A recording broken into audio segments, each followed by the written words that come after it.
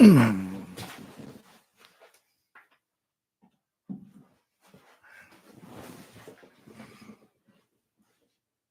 this is crazy. Never gone live before.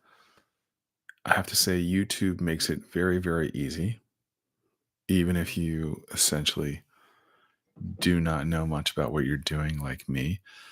So I've got a cool YouTube live studio. Got a little feedback on my phone here showing me that now live on your channel, the golden microphone on the Savant AI network. So if you're the kind of person that likes to watch stuff that's like a little bit raw, totally real, this is real and raw, not highly practiced. It's not a highly produced. It's just being made in real time. So we are Savant AI. The work we do here on YouTube will be referred to as programming for the Savant AI network. This is the golden microphone, even though you see here my little microphone is a dark color. But why golden microphone? If you want to know the truth and you're here in the early days, it's because I made something very, very cool in Mid Journey. And I thought, yeah, I like that. That's a cool golden microphone. And we're going to talk about golden opportunities in artificial intelligence. We're going to celebrate filmmakers, people that are using new tools to make stories and media in a way that makes us excited. And what makes us excited about AI is that you, as an individual, with your friends or by yourself, can make things that would have cost you thousands or millions of dollars before. So, this isn't getting all excited about artificial intelligence or some set of tools that seem like super cool. This is getting excited about telling stories that you could not otherwise tell. This is getting excited about connecting with people that share your interest in a way you could not do before artificial intelligence.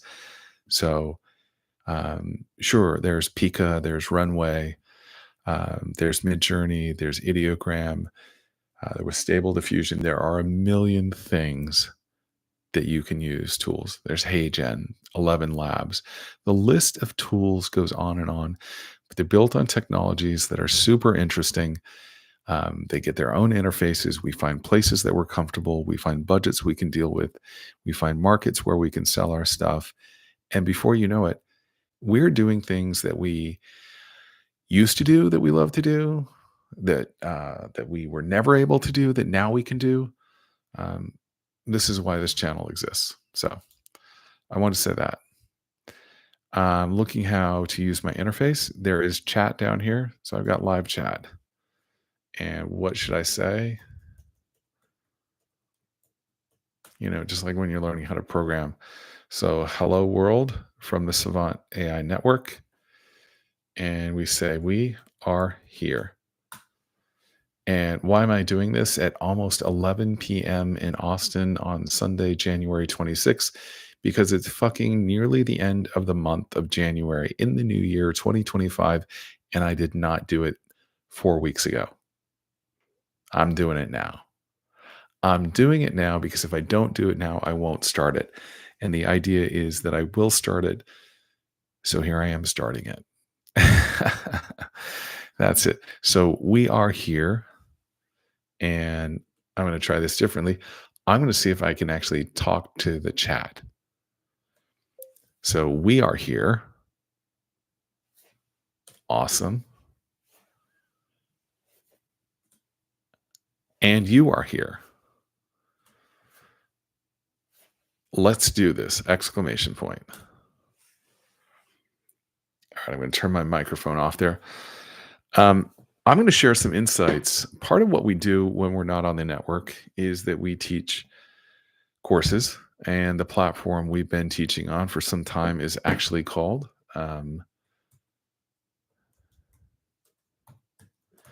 Maven.com. That's where we've been teaching. And I realize given how all this is working, if I go back here, I can actually pull up a link and show you what we do online and then share with you some comments that our students have made. Hey, Emma, good to see you. So, who is Savant-AI anyway? Savant-AI is Matt Burton, that's me, and Christian Burton.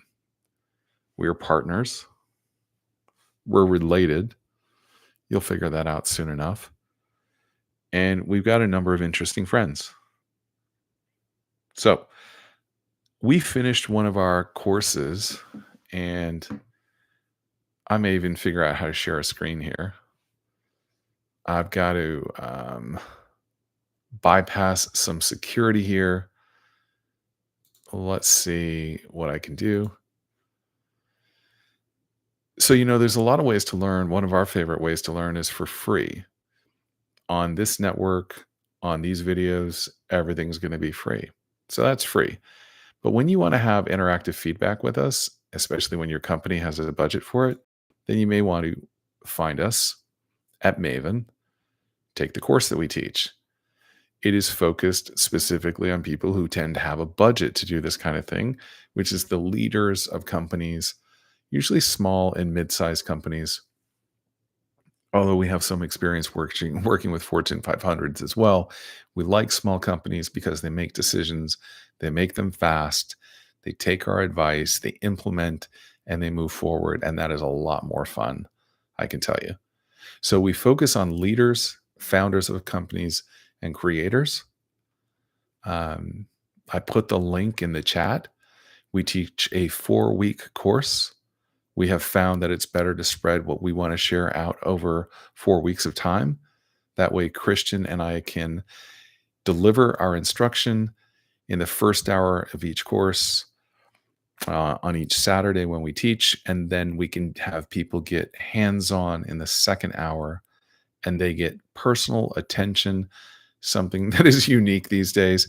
They get our attention, they get our feedback. They're essentially getting consulting.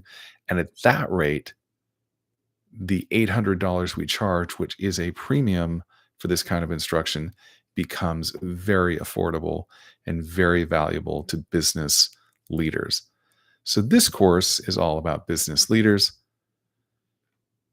And if that's what we do online when we're charging business leaders, what are we doing here? Well, here we're going to tell you about other stuff we do. Kind of. Yeah. So this sounds like a long pitch. No, this is just kind of being real with you. What do?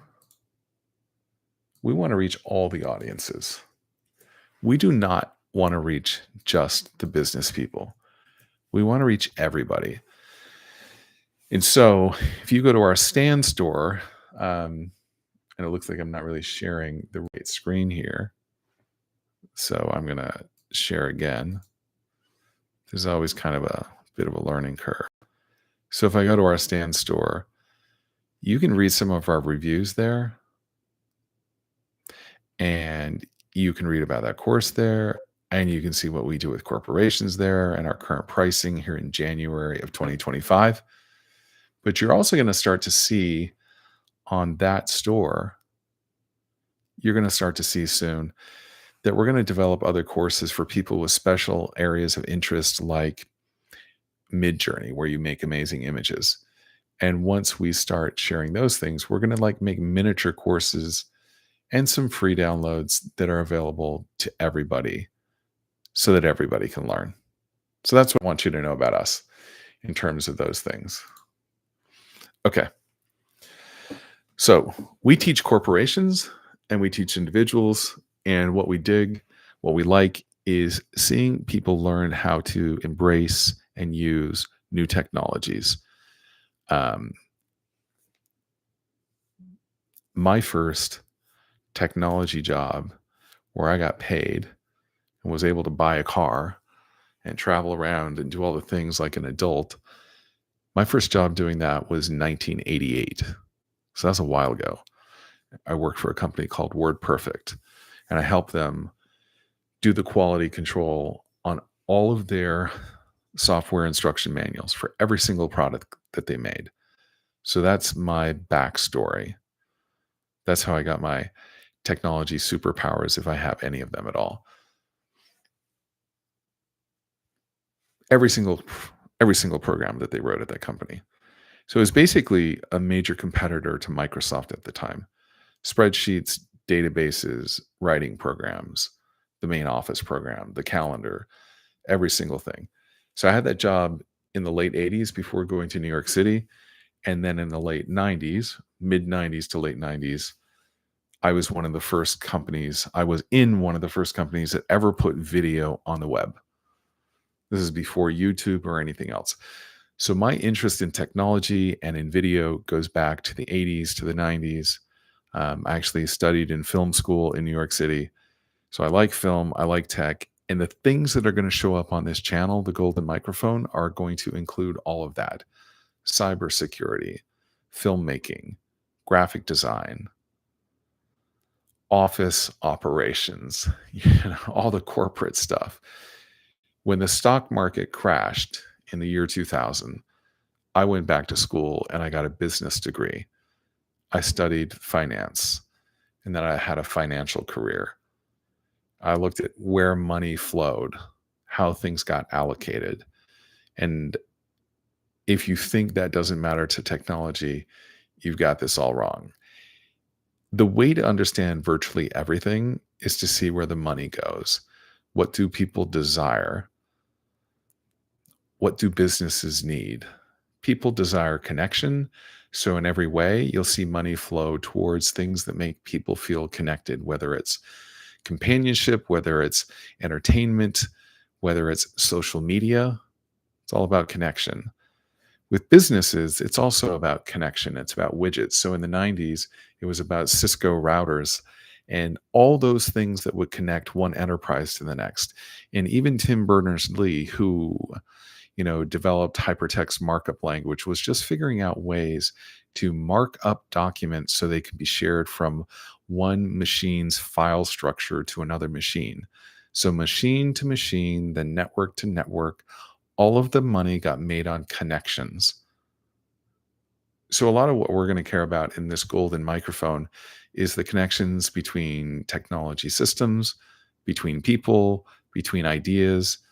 We think that for the rest of our lives, artificial intelligence is going to be a major part of the connections that we have as humans and as workers.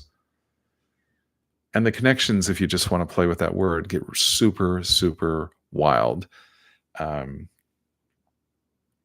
If you look at a pyramid where there's a whole lot of workers at the bottom of the pyramid, the entry level, and you look at the top of that pyramid and you get the tip of the spear, you get the leaders and decision makers at the top of the spear. And then in the middle, where everyone's climbing to get into the middle, to get closer to the top, AI has the potential to wipe out the middle of virtually every kind of organization. And that's terrifying. And we think we want to help people feel a little bit less terrified. How do you feel? How do you possibly feel? How do you possibly feel a little less terrified about losing your job? You feel less terrified, one, if you know it's coming and can start to do something about it. This is why we teach. This is why we teach. We don't teach through terror. We actually teach through fun. We share with people the potential for making conscious decisions, being agents to help themselves, upskill, gain new skills, retool, find new tools, get strategic, get out of the company before they're pushed out of the company, find new ways to make a living before they have to find new place to live. This is no joke. There will be so many new jobs, but on the way to new jobs, there will be so many people losing jobs.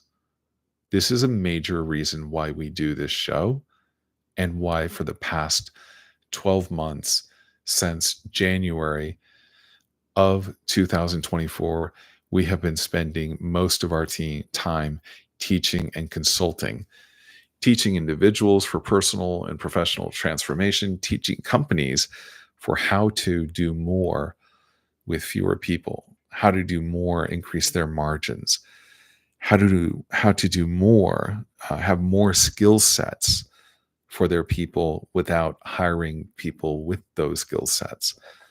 Artificial intelligence is based on the idea of imitation. And the way that you record an imitation, the way that you notate it is through an algorithm. So we talk about algorithms. An algorithm is a pattern. Um, Algorithm is a great word, and I can't remember the entire definition of it. But algorithm with that AL is related to words like algebra, and it's related to cultures like the Islamic culture. But I think it's even older than that if I looked up algorithm. Um, but algorithms are ways of recording and holding on to patterns. And artificial intelligence is all about patterns. So if there's something that we can do as a human being, and if we can articulate that thing and describe what that thing is that we do, then our description of that is a type of algorithm. Our description for that thing becomes a type of instruction. And if we understand what we do and can write down the instruction, then we can tell a machine how to do it, and we can extend what we are able to do. If we understand this, then we become the agent that has more control over what happens next. If we don't understand this, then one day we're going to describe to our bosses everything that we do in a given day. They're going to go, do that one, two more times. Let's get a perfect description. And then they're going to say, thank you for your service. You're done. Goodbye. Because you've now allowed us to train your replacement. So let's not pretend that this is not going to happen. This is happening. So if this is happening, let's be the ones who take charge of it and understand where we're going with this. Let's become participants in the process. If we love books and we love writing, let's figure out how we can write new books. Let's figure out how we are the humans that stay in that process, that stay in that loop, that contributes something of value to that process. Because if we don't stay involved, we're going to see other types of organizations simply have computers write all of the books, make all of the videos, make all of the movies. And eventually, once these algorithms get put into knowledge systems, and then those knowledge systems get into a robot body, once our NVIDIA chips and knowledge bases are housed in a robot body, then the robots will also do the physical work we do. Maybe they will become plumbers, maybe they will become, carpenters, maybe they will do some of this more physical work. But the first and easiest things to replace are all of the jobs done with our brains. And the next challenges are the jobs done with our bodies.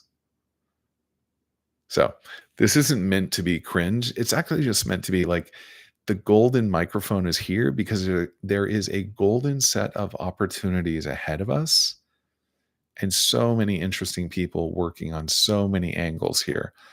Um, but there is a good, bad, and ugly. There is a good, bad, and a way forward. This is not one thing or another. There is black and white and gray to everything that I'm talking about right now.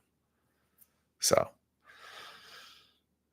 it seems that I've been talking for close to 20 minutes, where all I meant to do was say hello. Hello, world. We are Savant AI, Matt and Christian. Why are we here? Why are we Savant AI? 8.5 years ago, almost 9, I worked inside a big boxy room. There were what you might call half cubicles. There were partitions just about to the eye line that surrounded me on 2 sides, not 4 sides, not like an office, not even 3, but gave me sort of 2 sides. And I sat at a desk and I had two monitors, and I had phones, and there was a room full of people like me, basically all wearing khakis and some sort of nondescript corporate type of shirt on the phones, following a playbook to talk to our precious clients about their financial resources. And because the playbook didn't allow for tremendous amounts of personality or interpretation,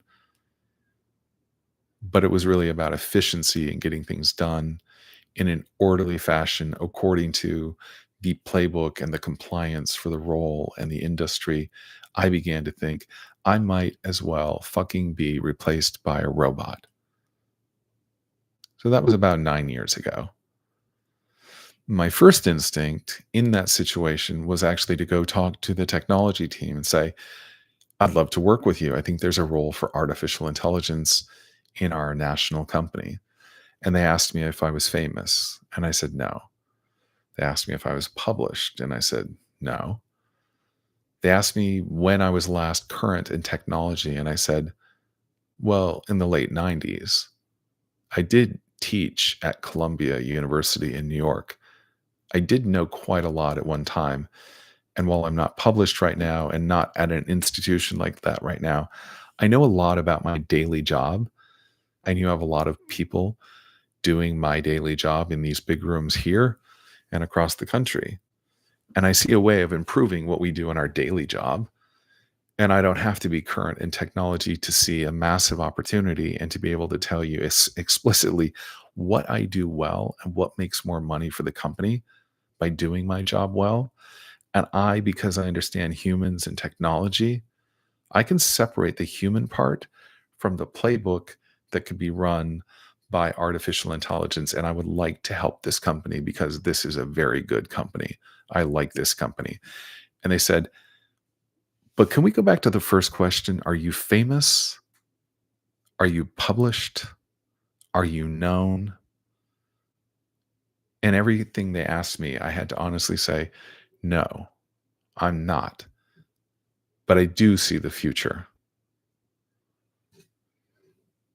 At the same time, to preserve my own sanity as I was being asked to become a robot rather than to go help that firm become robotic and leverage the best aspects of its humans, I did my robot work by day and I went to yoga teacher training by night and on the weekends. And I thought, why can't we make wise decisions? We're going to have this robotic future, this artificial intelligence future. Why can't we be wise? Why can't we bring the practice of yoga or tantra or meditation to what we do with machines? And that's when this phrase savant came to me. I thought if I ever trained a robot, I would want it to be kind and wise and empathetic and human because I know it's going to be artificial and robotic. Wouldn't the greatest challenge be to make it empathetic, to give it the ability to listen, even possibly the ability to touch, to feel, to hear, to sense? Why couldn't it be trained in the same way I was being trained in my yoga teacher training? And I thought that would truly be savant AI. That would be AI that knew everything like a savant. But that word savant seemed to imply more to me. It seemed to be kind of like that word tantra, which implied touch and breath and connection. I thought, I want a savant AI company someday, but I'm working every day. So let me write a savant AI screenplay. Let me do that. And that's when I started writing and later took that project to Sundance and developed it somewhat in a few courses there and made some friends. And as I was writing that screenplay, Savant-AI, I wanted to get closer to technology and I moved to Silicon Valley and I got closer to people. I got out of that big regional call center and I got right in front of people again, face to face.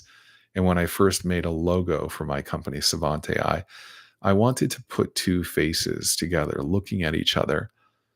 And I made those faces in Midjourney, one of the first programs I learned from Nick St. Pierre at that company, maven.com, that I mentioned at the beginning of this broadcast. So, Nick has been my Midjourney teacher for about 2 years. One of the first early images I made was this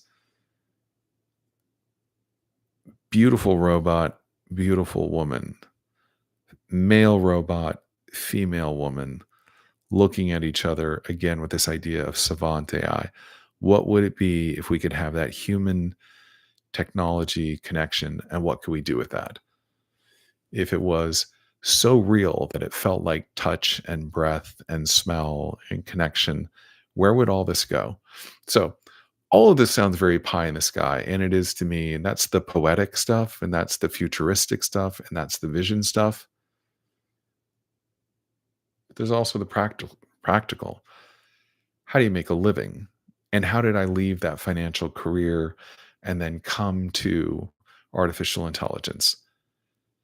So for me, it was by degrees. And I share this part of my story because somebody listening to this out there is going to say, how do I make this transition? Every freaking person is talking about AI, but I don't see how ChatGPT gets me my next job. Well, here's the thing, maybe it doesn't. Maybe it's not that simple. Maybe there are several steps you need to take. I can tell you this, though. To get from one place to another, most of us, none of us that I know, have the ability to just get there. We have to go step by step. We have to pick a direction and walk, fly, bicycle, run, drive. We have to find some mechanism to get us inch by inch, mile by mile to the new place. And ChatGPT may just be the start for you. Certainly was the start for me. It was November of 2022. That was the first technology tool start that really mattered to me, November 2022. But I knew ChatGPT was coming. I was not as early as some others that I know about. In 2017, I was not aware of the paper, Attention is All You Need. I was not aware of transformer architecture. I did not know that DeepMind existed at Google. I did not know. I did not know that they had figured everything out at Google long before OpenAI. I wasn't aware those things were coming. But when I got to Silicon Valley in 2019, I knew that AI was the hottest topic, was the hottest topic for venture capitalists there. It was the biggest thing before COVID. And when COVID came, a lot of the development and venture capital funding slowed or was more behind closed doors. It certainly wasn't at open meetings in Silicon Valley when I first arrived there. So some of the public awareness of these things went away. But for Sam Altman and OpenAI, things didn't stop. And for other people, things didn't stop. So the technology was evolving. I was writing a screenplay. And when I finally put my hands on tools, it was ChatGPT. Before I knew that tool existed, I did know I could learn. I had books. You can see some books behind me. I could pull books off the shelf. Books like Possible Minds, compilations, um, Talk of Singularities. I had a friend at Google. I visited their campus. I went to some early meetings, and again, COVID happened. Um, so the most structured learning I chose to do to start those steps was going to Stanford, night school, night and night school. There were no weekends really. It was all night school. I took 7 courses at Stanford, everything from ethics to statistics to building neural networks, all these things to see if that would get me down the road to understanding what I wanted to before I left my old career behind. Stanford, 7 courses. If you look me up on LinkedIn, you can see everything that I did there. Some great professors, Very much enjoyed Angel Levin, my first professor in AI ethics. And for his course in our presentations, I remember using Dolly. I used Dolly to make some really crazy, silly, rough looking images before I started using Midjourney. So, bit by bit in this 30 minutes now, you're getting an idea of my pathway to AI, um, going back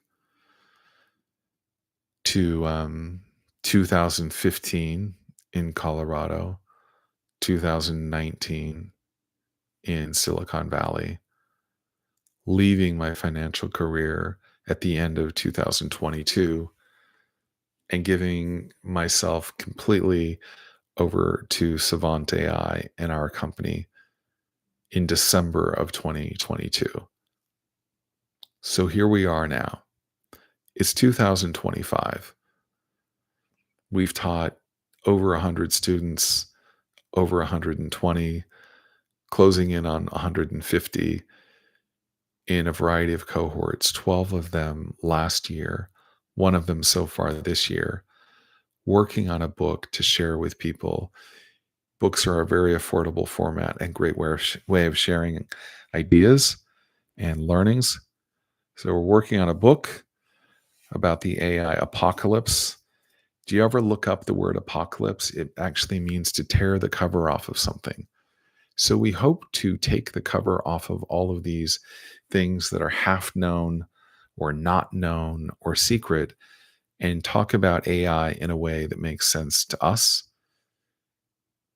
And another piece of the mystery and backstory, Christian is related to me and is my son. And he was born in the earliest days of the internet in the mid 90s. And he has grown up with every technology that I love and every technology that we have benefited from and every technology that has distracted us and every platform in the system that I could ever put in his hands from about age 2 and 3 onward. And so he has skills that far surpass mine. He has a mind that's different than mine. We find that we have complementary minds. And in future editions of the show, he will be one of the speakers and guests from time to time. So, Christian and I now, 2 generations of people, father and son, run this company. And in the background, we both hear from my wife, his mother. She's also part of the picture, part of the story in the background, and a very important part. So, this is the foundation and backstory of Savant-AI. And this is probably rounding out to be what I feel like sharing tonight on our first show, which we hope reaches some kind of audience. We have a handful of people who know who we are, a handful, fewer than 15 or 20, I'm sure. But we expect to grow this network and this channel during this year. It's a priority for us. We expect to interview friends and people who are new friends. We want to interview them and use this forum and format to bring their ideas to you. There is nothing fake or false about our interest or our determination to share this knowledge with the world because it does feel like more than a thing to do. It feels like a mission. This is a mission to be taken seriously and shown enthusiasm and respect and vitality because this is important. An important part of our future as humans together is to understand AI technologies and to take responsibility for where they go. There are many of us individuals who need to work together to have a voice so that the technologies are not simply driven by the desires of a few. So The plan is to do this on Sunday nights, at least that has been my thought, and so that will be the way we will do it. The thought is to keep it a live stream so that there can be a live chat, and the thought is that by doing it live, there's a kind of a danger to it, which makes it more fun, more provocative, and, more real because it's not going to be edited in advance. Um, but if there are ways to improve the production value over time, we will do that.